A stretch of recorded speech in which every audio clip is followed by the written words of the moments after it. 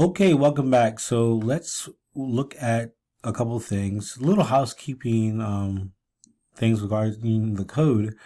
Let's say, for example, a user says, okay, I'm going to put square root, or I'm going to put anything else other than add, subtract, multiply, or divide. What we can do is set up another statement within our if-else sequence called else. And then what we're going to say is result, tell the user that this is not allowed. So what we're going to say is result is equal to incorrect operation. Incorrect operation. Okay, that's one of the very first things that we're going to do. You know what? We can also just add an additional, housekeeping, task in that whenever the result is shown, okay, we say result colon, okay, put a space. So let's go ahead and run this to see how it works. See that it does work. Let's do 3, 5, and then let's multiply multiply. Okay, that's our result, 15. 3 times 5. Okay, that works.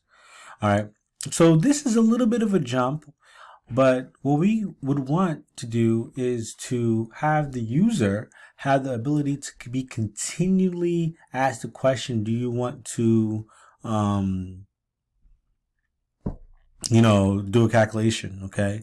And so there's something called a while loop, meaning that while something is true, keep asking that question. Keep asking that question. So you can formalize your process through, or formalize your answer through having a while loop. Okay. So what I'm going to do is a couple of things. One of the very first things I'm going to do is just say while true. And it's going to be lowercase R-U-E, but capital T. While true, and see what happens here. As you can see, I'm getting this little error symbol. What this is indicating to me is that this needs to be indented. When it comes to working within Python, the indentations matter, as you see here in the if statement, as well as you see what I'm doing here in the while. Okay, so when this runs, let's see how this works. Okay, so let's go ahead and run this. Okay. So enter 4. I'm going to say 2. And I'm going to do divide. Okay. The result is 2.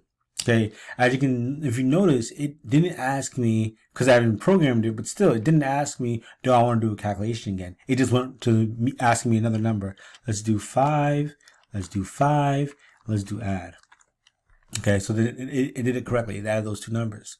So therefore, what we need to do is have a mechanism to essentially break the run. Okay, essentially break the run. Okay, so what we can do is I'm going to escape out of this. Okay. Okay, and press enter a couple of times and so have it give us an error. That's fine. What I'm going to do is I'm going to prompt the user when I'm in this loop, within this while loop. And so let me just get this for a second. Okay. Do you want another question? Okay. Do you want to ask another question or calculation? Want to compute, let's say, another calculation, okay? And I'm gonna go ahead and store this information as response.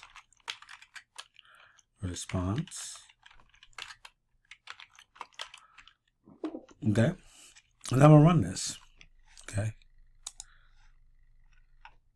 so let's see, 5 or 3, and then 4. Let's do add. Do you want to add, it did correct that addition, but it says, do you want to add another, do you want to compute another calculation? Let's say yes, okay. But still, that's good. So that's 4. and then you have 5. Let's do subtract. And -1, that makes sense. Let's say no. But it still kept going. Okay. And the reason for that is because I'm not doing anything with the response. Okay. I need to do something with that response. Okay. So what I'm going to do is I'm going to say if response, and I'm going to check, like I did before with regards to divide and the different kind of functions. I'm going to check with the double equals and say if the response is equal to no, I want it to break the program. I want it to break. Okay. And if it breaks, then we're good because someone is saying no. Okay. So let's go ahead and just press enter, and let's go ahead and run this program again. Let's do 10. Oh, wrong place. Let's do 10. And I'm going to say 6. And I'm going to say add. Okay, that's correct. 10 plus 6 is 6. My camera went away, but it's okay. Let's still keep recording. So if it says no, if I say no, it should break the program. So there we have it. We're able to create the calculator. There are so many ways that we could extend this in terms of making the code better. But at least right here we have a working program in terms of our first calculator. You should give yourself a pat on the back and wait till the next section. Thank you.